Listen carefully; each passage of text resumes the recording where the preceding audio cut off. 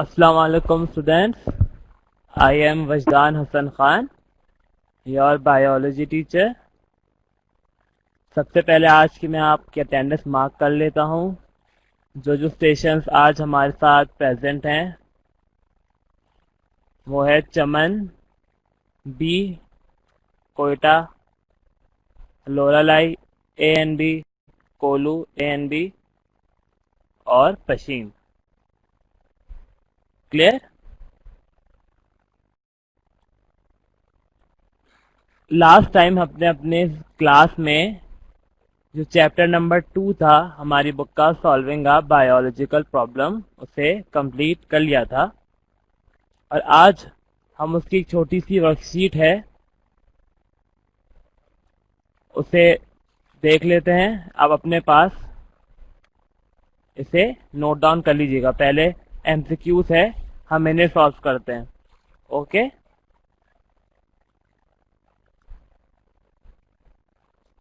तो सबसे पहले जो हमारे पास क्वेश्चन है वो एमसीक्यूज का है।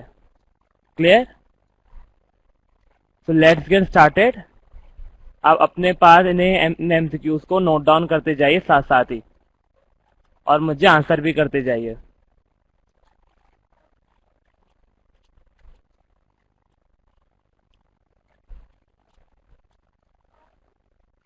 तो नंबर 1 एमसीक्यूज देखते हैं।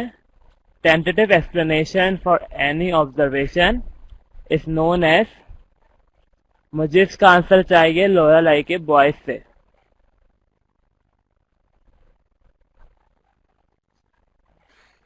कोई स्टूडेंट लोरालाई में से इसका आंसर करेगा बॉयज सेक्शन में से?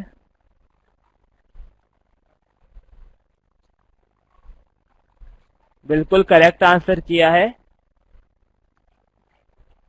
इसका आंसर है हाइपोथेसिस यानी ए।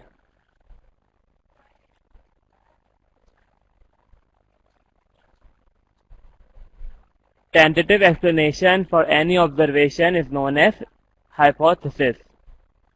क्लियर?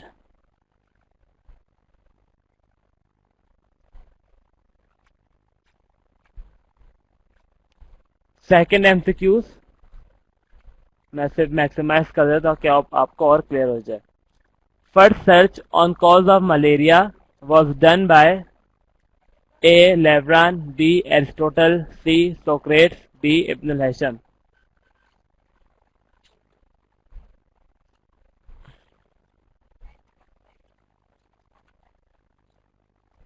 मुझे आप हैंड रेस कर करके बताइए किस किसने से नोट कर लिया।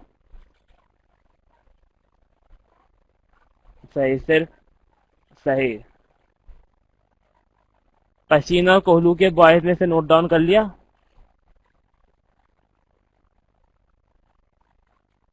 सही।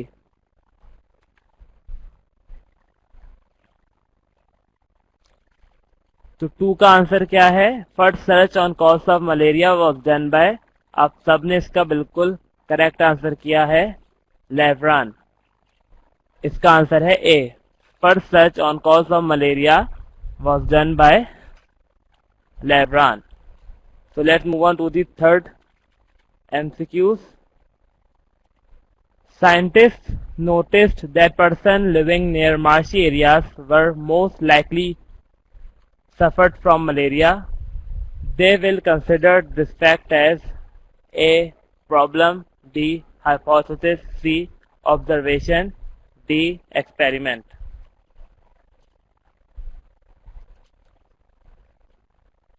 अच्छा, चमन ने इसका आंसर किया है हाइपोथेसिस और लोरालाई की गर्ल्स ने इसका आंसर किया है observation.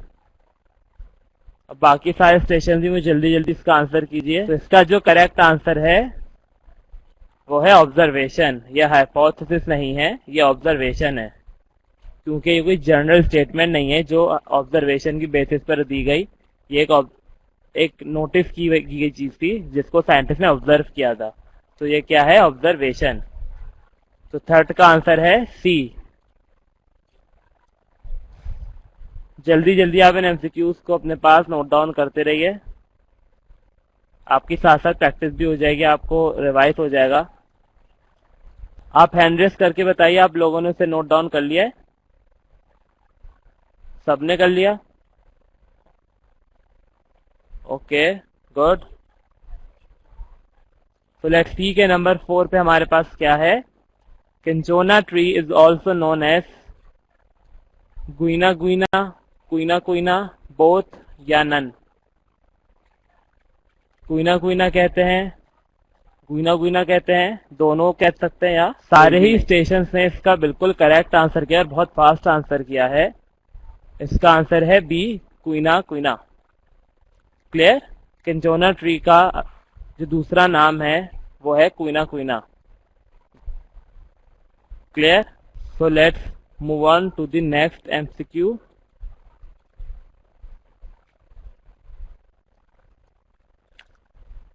A hypothesis must be testable to be scientifically valid. Being testable means, यानी जो हाइपोथेसिस है वो टेस्टेबल होनी चाहिए। और टेस्टेबल होने का क्या मतलब होता है? A, some observation could prove that hypothesis is incorrect, कि कुछ ऑब्जर्वेशन ये प्रूव कर सकते हैं कि हाइपोथेसिस जो है वो इनकरेक्ट है। B, only a controlled experiment can indicate whether the hypothesis is correct और इनकरेक्ट। एक कंट्रोल एक्सपेरिमेंट ही इससे इंडिकेट कर सकता है कि जो हमारा हाइपोथेसिस है वो करेक्ट है या इनकरेक्ट है। C, the hypothesis is hypothesis tested, hypothesis का जो ऑपोजिट है उसे टेस्ट किया जाए वो भी रॉन्ग हो जाएगा। क्लियर? क्या आंसर हो सकता है इसका?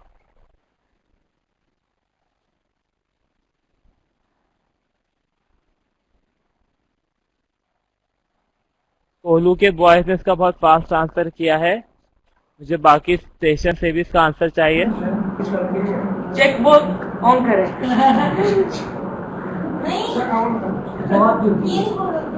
जवाब भी है, सिर्फ कभी है। बिल्कुल करेक्ट आंसर किया आपने।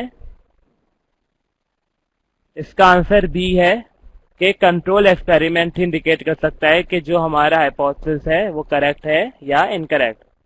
तो only a controlled experiment can indicate whether the hypothesis is correct और इनकरेक्ट। ऑलराइट, तो अब इसे जल्दी जल्दी नोट डाउन कर लीजिए, फिर हम चलते हैं अपने नेक्स्ट एमसीक्यूज की तरफ। Boiling point of water is hotter than freezing point of water is a qualitative observation, quantitative observation। बिल्कुल करेक्ट आंसर किया आप सबने। इसका आंसर है A, qualitative observation. Clear? Boiling point of water is hotter than freezing point of water, ये है क्या? Qualitative observation है।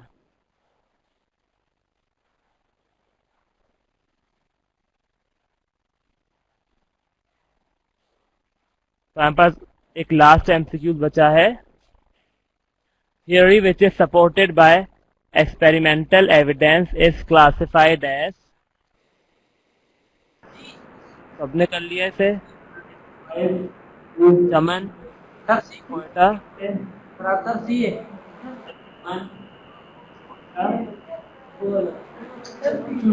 ला है ला। जी बिल्कुल, इसका आंसर सी है। बिल्कुल करेक्ट आंसर किया है आपने। Theory which is supported by experimental evidence is classified as law. Clear? तो अब हम चलते हैं अपनी नेक्स्ट वर्कशीट की तरफ। आपको करना क्या है, पहले आप सारे क्वेश्चन जो है उसे नोट डाउन कर लीजिएगा और उसे एक साथ सॉल्व कीजिएगा। क्लियर? ये एक फ्लो चार्ट है, आपको इस फ्लो चार्ट को सॉल्व करना है। इसमें जो सबसे पहली हिंट दी गई है वो ऑब्जर्वेशन है और उसके बाद 3 स्टेप छोड़ने के बाद रिजल्ट लिखा हुआ है। आपको करना क्या है, ये बताना है कि किस तरह से फ्लो चार्ट को खत्म किया जाएगा, यानी किस स्टेप के बाद कौन सा स्टेप आएगा। आपको मिसिंग स्टेप्स फिल करने हैं। तो आप जल्दी से इसे ड्रॉ कर लीजिए। आप चाहे टाइम बचाने के लिए इसके शेप ड्रॉ कर लीजिए। जो शेप मैंने दिए हुए हैं आप ऐसे ही एक लीनियर फॉर्म में से ड्रॉ कर सकते हैं। जल्दी सॉल्व करके मुझे बताएं इसके आंसर। कि किस तरह से इस मशीन से बहुत फास्ट आंसर आया है इसका। वेरी गुड मशीन जी, आपने कॉपी आप हटा सकते हैं, मैंने देख लिया। कोयटा से भी इसका आंसर आ गया है, बिल्कुल करेक्ट आंसर है। अब मैं आपको इसके आंसर शेयर करता हूं आपके साथ। जो सबसे पहला ऑब्जर्वेशन के बाद जो स्टेप आता है वो होता है हाइपोथेसिस। क्लियर? आई होप आप सबका भी यही आंसर होगा। फिर हाइपोथेसिस के बाद बिल्कुल सही, कोलू के बॉयज ने भी बहुत सही आंसर किया।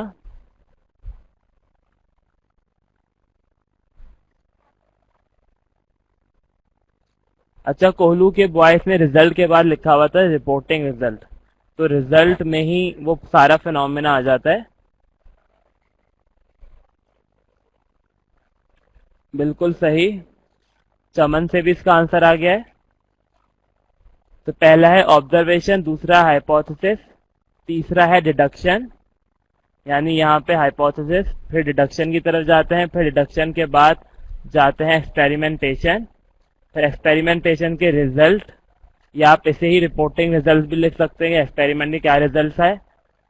फिर रिजल्ट के बाद आती है थ्योरी, और थ्योरी के बाद लॉ, यहाँ पे आएगा लॉ। तो ये flow chart observation, hypothesis, deduction, experimentation, result,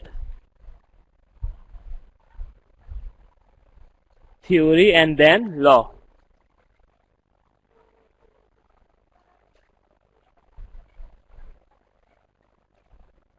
सो वेरी गुड, आपने से बहुत अच्छे। ये क्वेश्चन है, आपको ये बताना है कि इसका क्या एक्सपेरिमेंटल डिजाइन होगा।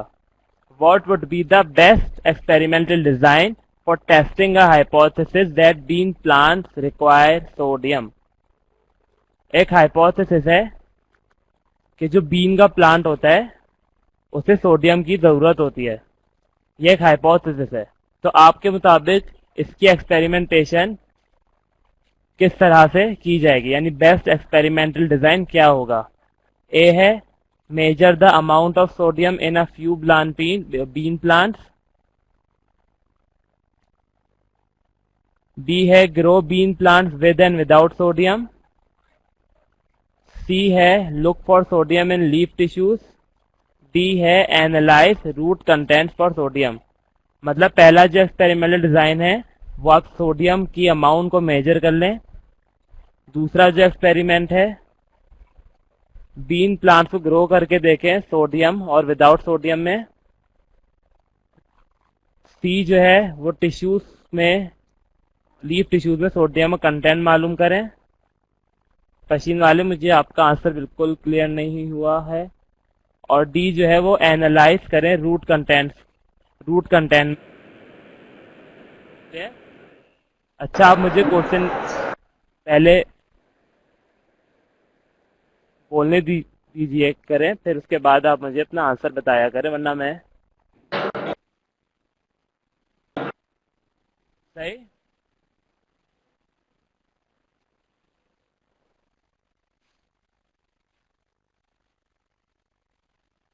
कोहलू से आंसर आया है बी, इसका बेस्ट एक्सपेरिमेंटल डिजाइन क्या होगा कि अमाउंट ऑफ सोडियम को बीन प्लांट्स को with and without sodium grow करके देख लें। तो अच्छा, आप मुझे ये बताइए कि आपने इसका आंसर बी ही क्यों सेलेक्ट किया। सी, डी या ए क्यों नहीं हो सकता इसका आंसर।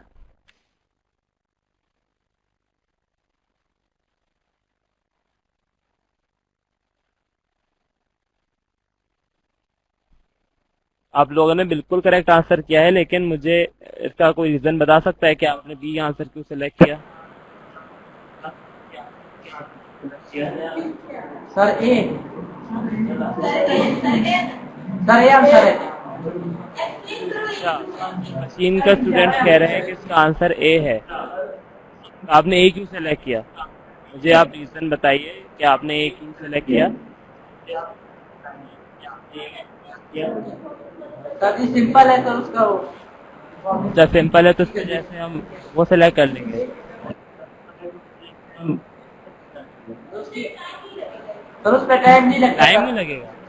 नहीं, जरूरी थोड़ी है टाइम नहीं लगेगा तो हम सोडियम मेजर कर लें। तो सोडियम मेजर करने से ये कैसे पता चलेगा कि प्लांट को सोडियम की जरूरत होती है या नहीं होती?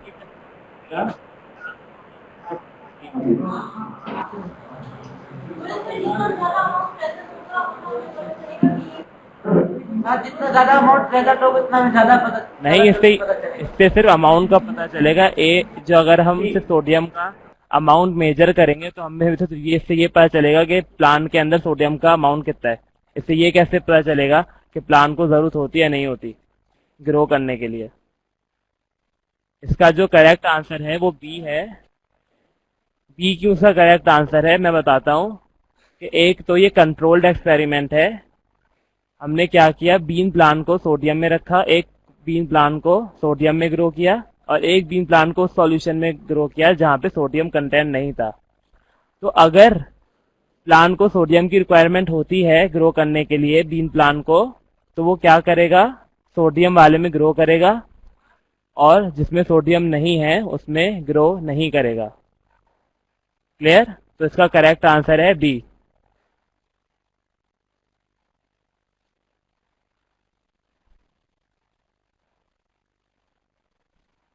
क्लियर? आई होप आपको क्लियर हो गया होगा क्या आइडिया है इसके पीछे। अच्छा, कल भी मैंने क्वेश्चन आपसे करवाया था, मैंने कहा था कि मैं आपसे पूछूंगा, लेकिन अब क्लास का टाइम जो है खत्म हो रहा है। तो आप ऐसा करें, क्वेश्चन अपने पास नोट डाउन कर लीजिए और हम नेक्स्ट सेशन में इसे कंटिन्यू करेंगे। मैं आपको क्वेश्चन दिखा देता हूँ सारे, आप इनके आंसर जो हैं घर से सॉल्व करके लाएगा, ये आपका होमवर्क है। क्लियर? तो क्वेश्चन नंबर 3 है, construct biological information of your own by using scientific methods. आपको अपनी बायोलॉजिकल इंफॉर्मेशन खुद क्रिएट करनी है। किस तरह से आपने कोई ऑब्जर्वेशन की, फिर आपने उसका हाइपोथेसिस जनरेट किया, फिर आपने उसमें क्या एक्सपेरिमेंटेशन की। आपकी कोई भी पढ़ जिंदगी में आज तो कुछ भी ऐसा हुआ हो तो आप उसे शेयर करें। क्लियर? लेकिन वो बायोलॉजिकल होनी चाहिए इंफॉर्मेशन। और अगर नहीं भी हुआ तो अपने पास से कोई कंस्ट्रक्ट कर सकते हैं। क्लियर? इससे क्या होगा, आपको इस बात का अच्छे से आइडिया हो जाए किस तरह से एक बायोलॉजिकल इंफॉर्मेशन को कंस्ट्रक्ट किया जाता है। ठीक है, फोर्थ क्वेश्चन जो है इसे भी नोट डाउन कर लीजिए। Write down the experiment perform by Ronald Ross with Culex and Anopheles mosquito. What was the outcome of these experiments? And why did Ross use Culex mosquito? Ronald Ross ने जो experiment किए थे वो क्या थे और उनका आउटकम यानी रिजल्ट क्या निकला था? और रॉस ने जब एनोफिलिस मॉस्किटो वो यूज कर रहे थे तो उन्होंने फिर क्यूलेक्स मॉस्किटो को क्यों यूज किया? वो एनोफिलिस से भी कर सकते थे लेकिन उन्होंने क्यूलेक्स को क्यों यूज किया? ये क्वेश्चन नंबर 4 है। क्लियर?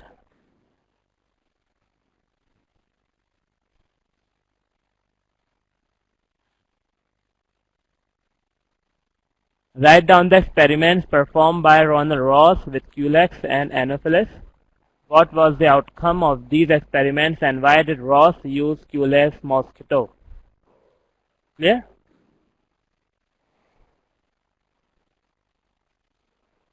और ये 5th क्वेश्चन है, ये आपका होमवर्क है। तीनों क्वेश्चन मैं नेक्स्ट क्लास में से कंटिन्यू करवाऊंगा। अभी 5th क्वेश्चन आप नोट डाउन कर लीजिए। Why quantitative observations are better than qualitative observations? Give 2 examples of your own। और आपको कोई 2 एग्जाम्पल देनी है इसकी, उसके अलावा जो मैंने आपको पीपीटी में पढ़ाई है आपकी बुक में, उसके अलावा कोई 2 एग्जाम्पल्स आपको देनी है और आप इन्हें सॉल्व करके लाएंगे घर से। Okay, thank you so much.